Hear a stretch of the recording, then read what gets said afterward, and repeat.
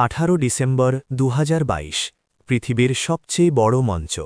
কোটি কোটি মানুষের নিঃশ্বাস থেমে আছে দাঁড়িয়ে আছেন একজন মানুষ যার হাত জড়িয়ে ধরেছে আর্জেন্টিনার ভাগ্য তার নাম এমিলিয়ানো মার্তিনেজ যাকে ডাকা হয় ডিবু তিনি কেবল একজন গোলরক্ষক নন তিনি একজন মনোবিজ্ঞানী একজন অভিনেতা এবং সেই মুহূর্তে প্রতিপক্ষের জন্য আতঙ্ক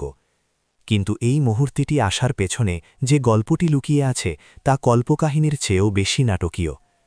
আজকের এই গল্পে আমরা জানব কিভাবে একজন ছোট্ট ছেলে যিনি তার উচ্চতা নিয়ে হাসাহাসির শিকার হয়েছেন কিভাবে তিনি বিশ্বকে বোকা বানিয়ে নিজের স্বপ্ন পূরণ করলেন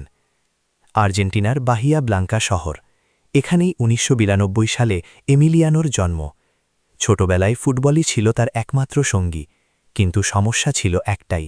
তার খুব ইচ্ছে ছিল গোলরক্ষক হওয়ার কিন্তু তার বয়সের তুলনায় সে ছিল অনেক খাটো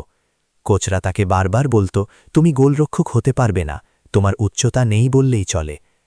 একবার ট্রায়ালে কোচ তাকে সরাসরি বলেছিলেন তুমি খুব ভালো কিন্তু তুমি খুবই ছোট তোমাকে নিয়ে কোনো ক্লাব ঝুঁকি নেবে না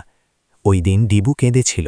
কিন্তু সে হাল ছাড়েনি সে বুঝিয়েছিল যদি উচ্চতা দিয়ে না জেতা যায় তবে বুদ্ধি আর মনোবল দিয়ে জিততে হবে ২০১০ সালে মাত্র ১৮ বছর বয়সে তাকে ডেকে নেয় ইংলিশ জায়ান্ট আর্সেনাল একটি ছেলের জন্য এটি ছিল স্বপ্নের মতো কিন্তু স্বপ্নটা দ্রুত দুঃস্বপ্নে পরিণত হয় আর্সেনালে তিনি ছিলেন শুধুই একজন থার্ড চয়েস গোলরক্ষক বেঞ্চে বসে ম্যাচ দেখা ছাড়া তার আর কোনো কাজ ছিল না বছরের পর বছর কেটে গেল তাকে ধারে পাঠানো হলো অক্সফোর্ড শেফিল্ড ওয়েডনেসডে রোদারহ্যাম যেখানে কেউ তাকে চিনত না তিনি ভেবেছিলেন হয়তো ফুটবল ছেড়ে দিয়ে আর্জেন্টিনায় ফিরে যেতে হবে কিন্তু তার ভেতরের এক অদম্য ইচ্ছা তাকে টেনে রাখল তিনি ঠিক করলেন যদি কখনো সুযোগ পান তবে তিনি সেটি নষ্ট করবেন না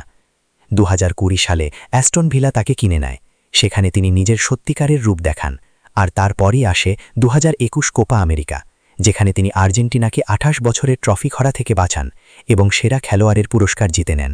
কিন্তু মূল নাটকটা তখনও বাকি ছিল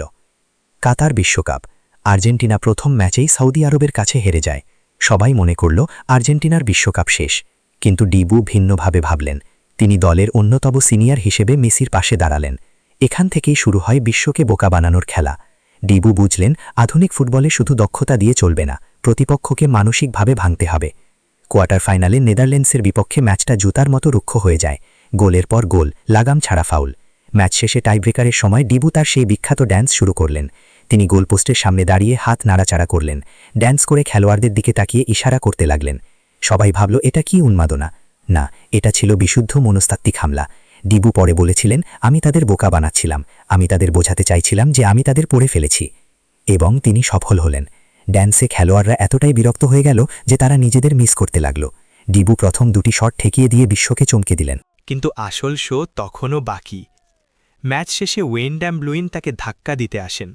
ডিবু তাকে সরাসরি চোখে চোখ রেখে বলেছিলেন সেই বিখ্যাত কথাগুলো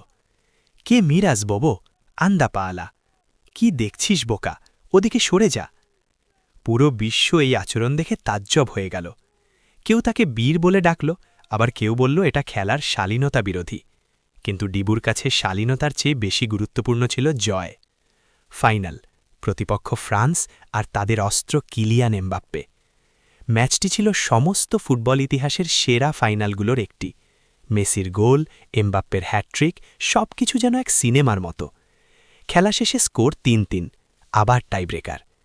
পেনাল্টি শুটআউটের আগে ডিবু ফরাসি খেলোয়াড়দের দিকে তাকিয়ে বললেন আমি এমন উদযাপন করব যা তোমরা ভাবতেও পারবে না তিনি ফরাসি খেলোয়াড়দের বোঝালেন আমি আজ তোমাদের স্বপ্ন শেষ করে দেব প্রথম কিক নিতে এলেন কিংসলে কোমান ডিবুফার বাম দিকে লাফ দিলেন এবং বলটি বাইরে ফেলে দিলেন পরের কিকে টঙ্গুয়ে এনদম্বেলে এলেন ডিবু তাকে বললেন তুমি তো পরের শটটাই মিস করবে তাই না এনদম্বেলে এতটাই নার্ভাস হয়ে গেলেন যে তিনি বলটি বার পোস্টের বাইরে মেরে দিলেন মন্টিয়েল শেষ পেনাল্টিটি গোলে জড়ালেন আর্জেন্টিনা চ্যাম্পিয়ন ডিবু হাঁটু গেড়ে বসে পড়লেন দৃষ্টি আকাশের দিকে সেই ছোট্ট ছেলেটি যাকে উচ্চতার অভাবে বলা হয়েছিল অযোগ্য সে আজ বিশ্বকে তার পায়ের নিচে দেখল পুরস্কার বিতরণী অনুষ্ঠানে ডিবু সেরা গোলরক্ষকের পুরস্কার গোল্ডেন গ্লাভ হাতে নিলেন সেখানে দাঁড়িয়ে তিনি সেই ট্রফিটি তার কোমরের কাছে নিয়ে একটি অশ্লীল ইঙ্গিত করলেন পুরো বিশ্ব আবার সমালোচনায় মুখর হয়ে উঠল মিডিয়া তাকে বদমেজাজ, অসভ্য বলে আখ্যা দিল। কিন্তু আর্জেন্টিনার মানুষের কাছে তিনি ছিলেন ঈশ্বরের দেওয়া উপহার। কারণ ডিবু জানতেন ফুটবল একটি যুদ্ধ, এবং যুদ্ধের শালীনতা বজায় রেখে জেতা সবসময় সম্ভব হয় না।